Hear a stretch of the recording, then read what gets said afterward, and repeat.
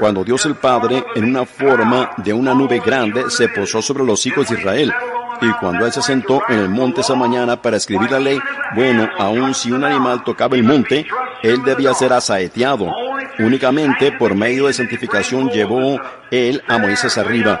Puso a Aarón muy abajo, al pie del monte, para vigilar y guardar para que nada. Y cuando esa columna de fuego se asentó en ese monte, los relámpagos resplandeciendo y los truenos rugiendo, la oscuridad se asentó. Cuando Jehová Dios, el Creador de toda la eternidad, se asentó arriba de un monte que Él mismo crió. La espesura de las nubes, los relámpagos resplandeciendo, el sacudimiento de la tierra, al grado que los israelitas, parados allá en el campamento con un sacrificio sangrante, alrededor de ellos dijeron que Moisés hable y no Dios. No sea que muramos, piensen en eso. Ese mismo gran ser todopoderoso se humilló Él mismo, y Él mismo se desenvolvió y entró en un cuerpo de carne que todo hombre podía tocar con sus manos. ¿Qué estaba haciendo Él? Abriéndose paso, tratando de entrar en el hombre.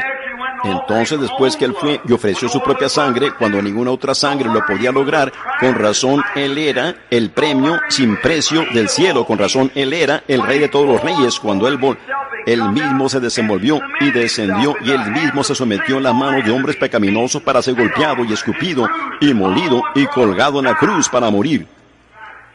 Cuando Él estaba colgado allí, alguien dijo, bueno, Él dijo, ¿acaso piensas que no puedo ahora orar a mi Padre y que Él no me daría más de 12 legiones de ángeles? Pero mi reino no es de este mundo.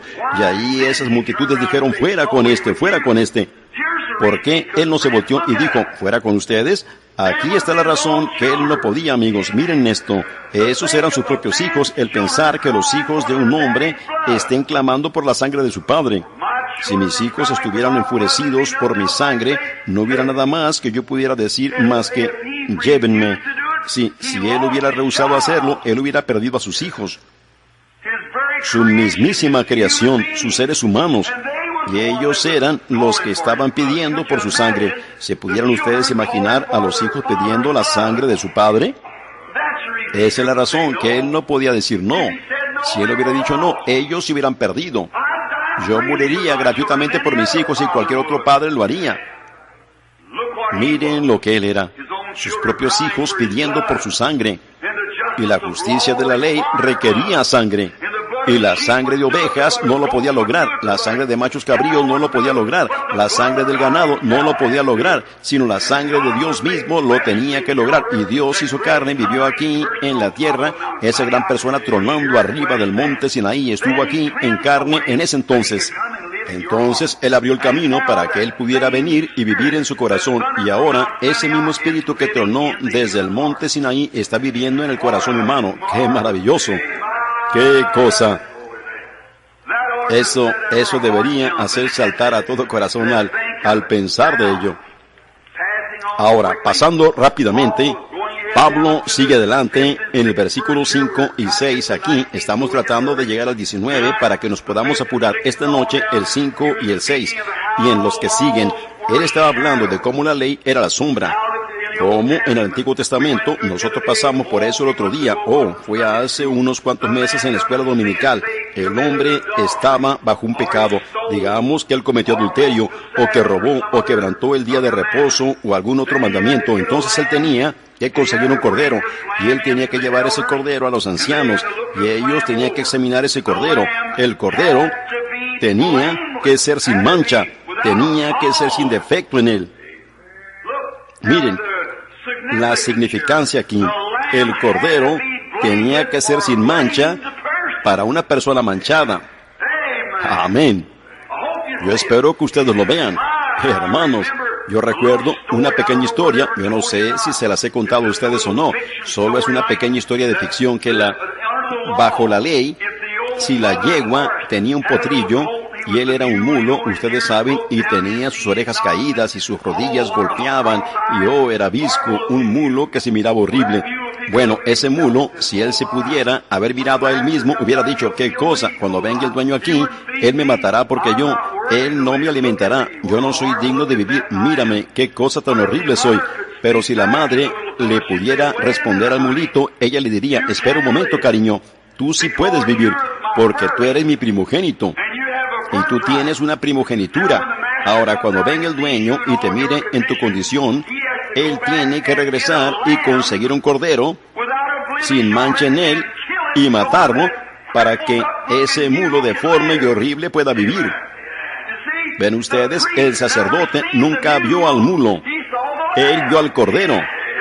No era si el mulo era perfecto, tenía que ser un cordero perfecto. Oh, yo espero que ustedes lo vean.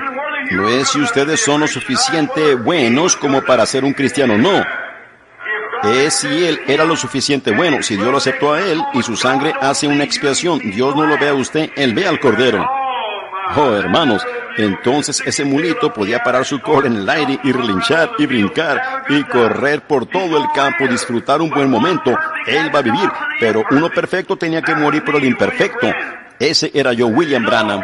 Nada bueno, ni digno de vivir, digno de ir al infierno, nacido en una familia pecaminosa, criado como un pecador. Nada bueno en lo absoluto, ni una buena cosa tocante a mí, correcto. Pero un día yo lo acepté. Aleluya. Cuando Dios miró a Cristo y Cristo tomó mi lugar. Entonces Dios no me ve a mí, Él ve al perfecto. Entonces mientras yo esté aquí, en Él, entonces yo soy perfeccionado, no en mí mismo, sino en Él. No en mi perfección, yo no tengo ninguna. Ustedes no tienen ninguna, pero es su perfección. Por lo tanto, Jesús no cometió un error cuando Él dijo, sed pues vosotros perfectos, como vuestro Padre que está en los cielos es perfecto. ¿Y cómo puede un ser humano ser perfecto? Él puede ser perfecto por su fe perfecta, descansando en Él, diciendo, Él pagó el precio por mí. Jesús todo pagó, todo lo que a Él yo debo. El pecado había dejado una mancha carmesí. Él la lavó dejándola blanca como la nieve. Hermanos, eso nos hace a todos nosotros metodistas que gritemos. ¿No nos hace? Cuando ustedes piensan de eso, yo creo en eso. Yo creo en una experiencia chapada a la antigua de gritar. Sí, señor, si los niños reciben la clase correcta de vitaminas, ellos siempre se sienten bien. Ustedes saben lo que quiero decir. Necesitamos algunas vitaminas espirituales en las iglesias hoy día. ¿No creen ustedes así? Me recuerda de un granjero que una vez tenía un granjero tenía un granero. Y él tenía todos los buenos implementos para la granja con los que él tenía que trabajar como tractores y todo, pero él era muy perezoso para trabajar en la granja. Así que él solo dejó que su lugar se llenara de hierbas y cuando llegó el otoño la única cosa para hacer era cortar sus hierbas y almacenarlas en el granero. Y había otro granjero que no tenía un granero que se miraba tan bonito, pero él era un hombre inteligente y salía y era industrioso y él trabajaba porque él quería alimentar su ganado y él cosechó buen trébol y alfalfa y él los almacenó en el granero. En ambas granjas nacía un becerrito cada año, mejor dicho ese año, y cuando el becerrito en el otro granero había sido alimentado con hierbas, pero tenía un granero muy hermoso y bonito, y el otro becerrito no tenía un granero muy bonito, pero él tenía algo para comer. Eso me recuerda de algunas de estas iglesitas que ven sus enormes y altos lugares de pretensión, ustedes saben, con órganos de tubo con valor de $1000, quise decir miles, y asientos afelpados y todo así, pero hay algo para comer, esa es la cosa que sigue. Ustedes entran en una pequeña misioncita en una parte, ustedes saben, y pudieran encontrar mucho allí adentro. Ustedes saben algunas vitaminas espirituales. Dios las tiene para ustedes, para ayudarles a vigorizar su espíritu, animarlos un poquito. Esa es la predicación del Evangelio. Aleluya. Si eso no anima a la iglesia, no hay nada que la animará. Fe viene por el oír de la palabra. Cuando yo oí que Jesús murió por mí, yo dije, eso lo concluye, gloria a Dios, yo soy salvo ahora porque yo estoy en Él. Él me aceptó, correcto, Él me escogió, Él lo escogió a usted, cada uno de ustedes aquí que es cristiano, Jesús lo escogió, es suyo. Muy bien, Él lo tomó a usted. Ese becerrito, uno de ellos, la había pasado bien estando en ese grande y hermoso granero con estantes de 14 quilates y casillas de establo y cosas. Cuando él salió, el pobre becerrito casi no podía caminar. Ustedes saben, él estaba tan débil comiendo esas hierbas todo el invierno. Así que el otro, él salió al terreno del granero, ustedes saben, y el viento caliente soplando, como que el viento casi lo tumbaba. Él estaba tan débil. Y en el otro lado, ese otro granjero soltó a su becerrito y él estaba todo gordo y redondo. Ustedes saben, hermanos, él estaba en buena condición. Cuando él salió, allí empezó a brincar y a retozar. Ustedes saben, estaba disfrutando una buena y grande reunión pentecostal, solo brincando por todo allí. ¿Saben ustedes lo que ese becerrito hizo? El que estaba en el granero grande, que tenía las cosas grandes, ustedes saben, él miró allí, miró a través de una hendidura y dijo, ¡qué fanatismo! ¡Qué fanatismo! Aquel becerrito se estaba sintiendo bien, con razón le podía brincar, él había engordado, él se sentía bien. De esa manera es cuando un hombre verdaderamente recibe sus vitaminas espirituales, va a la casa de Dios y su alma se alimenta de la palabra de Dios. Él sabe en dónde él está parado, todas sus supersticiones viejas se desvanecen y la adoración del diablo y todo lo demás sencillamente se disipa cuando ustedes ven que Jesucristo murió en lugar de ustedes, tomó su lugar allí en el Calvario. Amor puro y divino llega allí. Me hace que me comporte mal para el mundo de vez en cuando. Yo sencillamente me siento muy bien al respecto porque me harto de vitaminas. Por eso es, de estas buenas y antiguas vitaminas de aquí. Ahora, Pablo dijo que cuando el adorador venía y traía el pequeño, si él había hecho mal, él venía con su corderito. Ahora, el sumo sacerdote lo examinaba, o mejor dicho, el sacerdote examinaba, se aseguraba que no hubiera algo mal en el cordero, lo examinaba y veía si estaba bien. Y si estaba, entonces él ponía el corderito en el altar. Y allí venía el hombre que había hecho mal. Él decía, bueno, yo he estado robando y yo ahora sé que estoy sujeto a muerte porque he hecho mal. Dios no quiere que yo robe. Su mandamiento dice que no lo haga. Ahora yo voy a poner mis manos sobre este corderito y los mandamientos de Dios aquí dicen no robarás y yo he robado.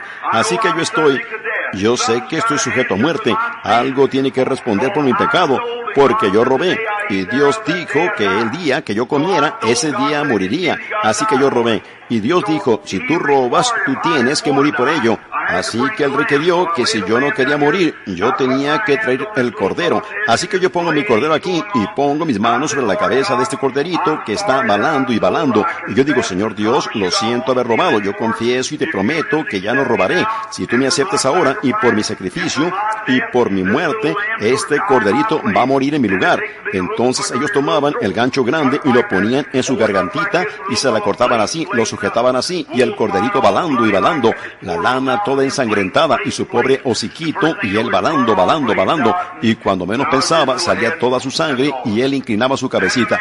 Eso lo concluía todo. Entonces hacían un récord allí del hombre y lo ponían al lado del arca, así que ese hombre había hecho una confesión. Si él lo hacía la segunda vez en un año, él tenía que morir irremediablemente, él tenía que morir con el cordero. Ahora, eso era en el Antiguo Testamento. Él salía de allí, tan pronto como él confesaba, salía de allí, y quizás él había cometido adulterio, quizás él había hecho algo mal, mucho más.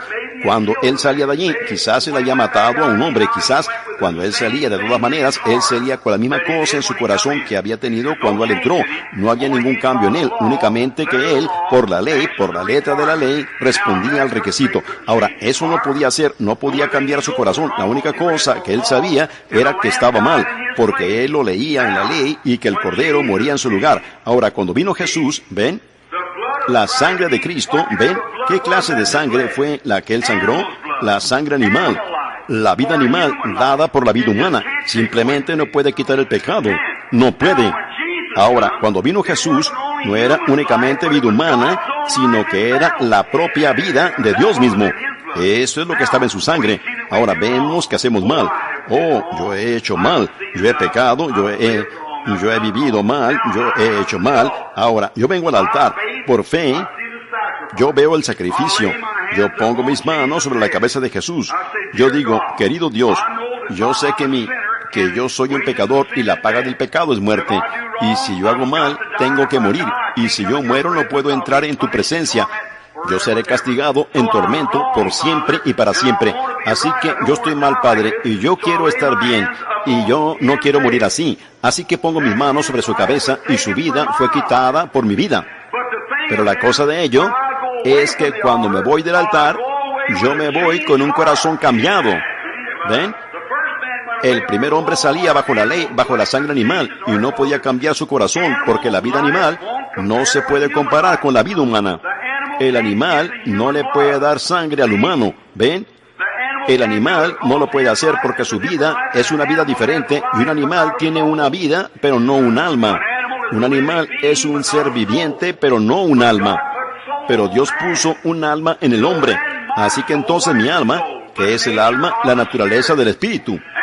Y cuando el alma de Cristo fue dejada, mejor dicho, no fue dejada en el infierno, sino que fue llevada arriba por medio de la sangre, el derramamiento de su sangre, cuando Dios lo llevó al Calvario, mezcló su sangre allá en la cruz, y cuando Él estaba allí, moviendo su cabeza de un lado al otro, y la corona sobre su cabeza, de esa manera con espina, la sangre corriéndole por su rostro, goteando de sus guedejas, sobre sus hombros, clamando en lenguas desconocidas, Dios mío, ¿por qué me has desamparado? Allí está el Cordero. Ese es Él. Ese es el inocente, el que murió, para que yo, el indigno, pudiera ser justo, para que yo pudiera tener derecho a vida. Ese es el indigno, y ustedes son los indignos por los cuales murió ese Cordero. Miren, ustedes vienen aquí y ponen sus manos sobre Él, ¿ven? Y hacen su confesión, y Dios les responde con el Espíritu Santo como una confirmación, que Él los ha recibido a ustedes, con una sola ofrenda. Aquí está. Con una sola ofrenda, hizo perfectos para siempre. Ahí lo tienen. Pues el adorador, viniendo cada año, era continuo. Cada año regresaba y él tenía que regresar al año siguiente con el mismo deseo en su corazón. Pero cuando él mismo ofreció un solo sacrificio, todo pecado, todo deseo de pecado, y todo fue quitado del corazón del hombre, y él se para perfecto ante los ojos de Dios, no por lo que él hizo, sino por lo que Jesús hizo por él, y él aceptó el sacrificio del Señor Jesucristo. ¡Oh, qué cosa tan maravillosa, amigo! Miren,